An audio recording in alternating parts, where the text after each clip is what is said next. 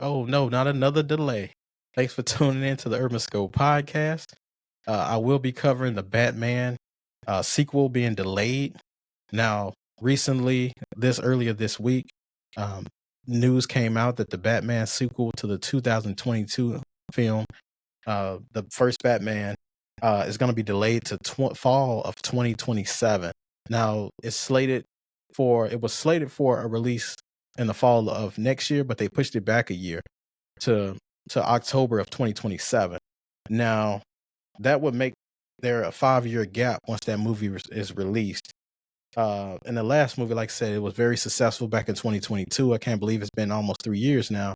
But that movie grossed over $772 million. Now, very successful movie. Um, but unfortunately, it's getting delayed. And most people want to wonder why. Matt Reeves, the director, said they're still working on the script. And once they work on the script, they have to do the pre-production, and then they start producing the movie. Then they have to edit it and do all this different things. So it's going to push it back a year, another year. So you have to wait 5 years for another Batman movie. Now, there's been claims that 5 years between a gap in a movie is pretty common, which it is. Sometimes it's more than that. I know between Bad Boys 1 and 2, it was probably like a 15-year hiatus between they made the first one and the second one. There's a lot of movies that have that gap. But from a movie's perspective, DC is not popular as a Marvel. So for them to wait this long to put a movie out, I think, could it be detrimental to their process or detrimental to their company? Because like music depends on, like, these companies to rely on one or two artists to pretty much keep them afloat. So if you have a Taylor Swift, or you have a Kendrick Lamar, you have a Drake, or you have a Cardi B, you're relying on these artists to put out this music to keep the business afloat because they keep the lights on. And DC doesn't have a lot of films that keep the lights on, and the Batman series is what mostly keeps their lights on. They have Superman that's releasing in July of next year, is slated to release, but Superman is not a big hit, at least from my opinion. I've never been a big Superman fan, but at the same time, I know some people are. But the movies and storylines are a little bit dry with Superman.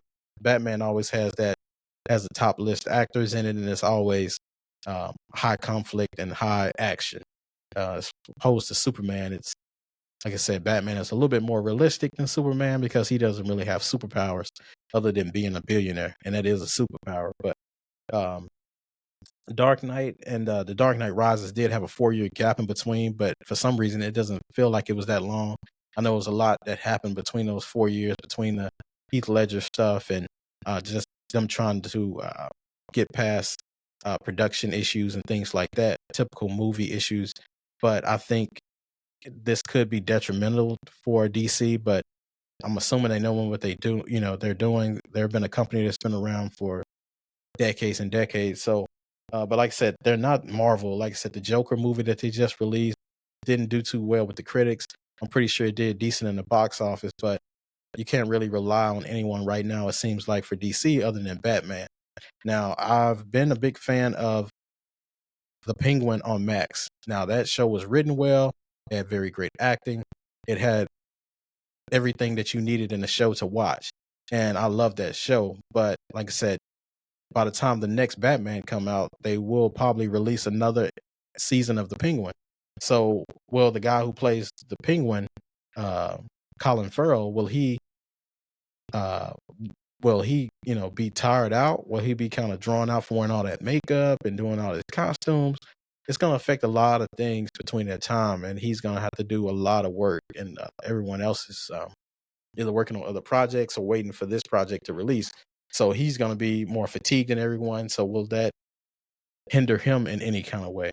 It's a lot of things to consider. Like I said, DC had a couple bombs on movies, whether it be the Green Lantern, which a lot of people didn't like, and then the Aquaman movies, which it somehow got a sequel, but I wasn't a big fan of that as well. But it's night and day between DC and Marvel. Either you're a DC guy or you're a Marvel guy. There's usually no in between. But this is definitely drawing a line in the sand between DC and Marvel fans. As Marvel had, they had pushbacks as well, mostly due to COVID, and different movies had to push back, and they had issues with different characters having legal issues and things like that. So that put a little uh, a delay in their process, but it wasn't mostly creative processes. It was just because the actors wasn't available or they had to go different routes with actors, which happened in a lot of their different movies. But historically, DC has just been behind Marvel. I think whether it be the comic book game, the movie game, film game, whatever. I think DC had better TV shows.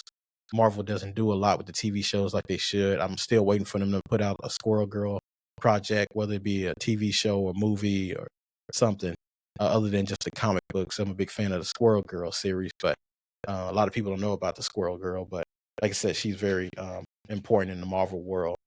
But like I said, I'll stay tuned and see what they do next with this Batman series and see if it get pushed back anymore. If it get pushed back again, people might lose interest and go elsewhere. But the biggest question is, will DC see any kind of detriment to their business as a result of this delay? As always, thanks for tuning into the Urban Scope podcast.